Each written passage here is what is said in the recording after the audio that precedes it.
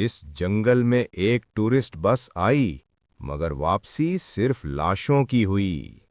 सूरज मगरब की पहाड़ियों के पीछे डूब रहा था और जंगल पर स्याही आहिस्ता आहिस्ता फैल रही थी। दरख्तों की शाखें हवा में चरचरा रही थीं, जैसे कोई उनसे सरगोशियां कर रहा हो। ये वही कदीम जंगल था जिसके बारे में कहा जाता था कि यहाँ कदम रखते ही इंसान अकेला नहीं रहता। कोई ना कोई आंख, कोई ना कोई सांस हर वक्त उसका पीछा करती रहती थी। दिन में ये जंगल सयाहों के लिए दिलकश था, मगर रात उसकी असल पहचान बन जाती थी। उस शाम एक टूरिस्ट बस जंगल के अंदर बने रेस्ट पॉइंट पर रुकी। बस में सवार लोग खुश थे, कैमरे तैयार, कहकहे फिजा में बिखरे हुए।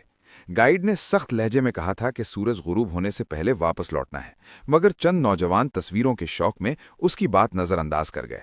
वो कच्ची पगडंडी छोड़कर अंदरूनी हिस्से की तरफ बढ़ने लगे, जहां दरख्त घने थे और जमीन पर पत्ते इस तरह बिखरे थे जैसे किसी ने उन्हें जानबूझकर छुपाने के लिए बिछाया हो।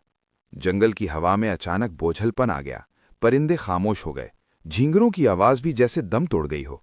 एक सयाह ने मजाक में कहा कि यहां तो वाकई डर लग रहा है, मगर उसकी हंसी अधूरी रह गई। झाड़ियों में हल्की सी सरसराहट हुई, फिर एक टहने टूटने की आवाज आई। सब रुक गए। चंद लम्हों की खामोशी ऐसी थी कि दिल की धड़कन कानों में सुनाई देने लगी। इसी खामोशी को चीरती हुई एक धाड़ गूंजी, गहरी, भारी और हड्डियों में उतर जाने वाली। आदमखोर शेर झाड़ियों से नमूदार हुआ। उसकी आंखें अंधेरे में जलते कोयलों की तरह दहक रही थीं। जिस्म पर जख्मों के निशान उसकी वहशत की गवाही दे रहे थे। वो भूखा नहीं था, वो आदी था, इंसानी गोश्त का आदी। अगले ही लम्हे वो बिजली की तरह लपका। पहला शिकार चीख भी न सका। खून की बू फिजा में फैल गई और जंगल ने जैसे सांस रोक ली। लोग इधर उधर भागने लगे। किसी को रास्ता न मिल रहा था, किसी के पांव लड़खड़ा रहे थे।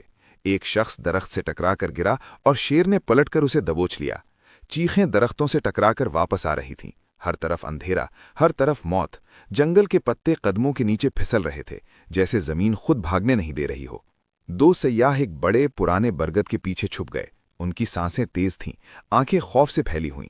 शेर चंद कदम के फासले पर रुका। उसने जमीन सूंघी, फिर हवा में सर उठाकर सांस ली, जैसे खौफ की बू पहचान रहा हो। एक लम्हा ऐसा आया कि लगता था वो उन्हें देख लेगा। शेर की दुम हल्की सी हिली, पंजे जमीन में धंस गए। फिर कहीं दूर से एक और चीख उभरी और शेर उस आवाज की तरफ लपका। वो चीख चंद ही लम्हों में खामोश हो गई। इधर बस के करीब मौजूद लोग भी खतरा महसूस कर चुके थे। गाइड ने सबको इकट्ठा करने की कोशिश की, मगर अंधेरा और शोर हावी हो चुका था।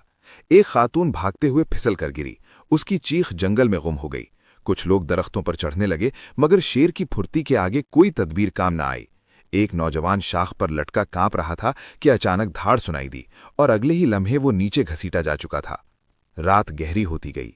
जंगल में बार बार धाड़ें गूंजती रहीं। हर धाड़ के साथ एक उम्मीद दम तोड़ती थी।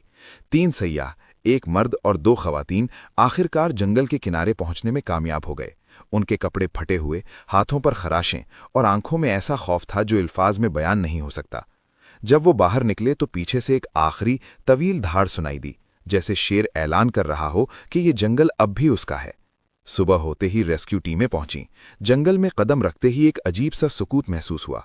जहां रात को चीखें थीं, वहां अब सिर्फ पत्ते थे, खून आलूद, खामोश।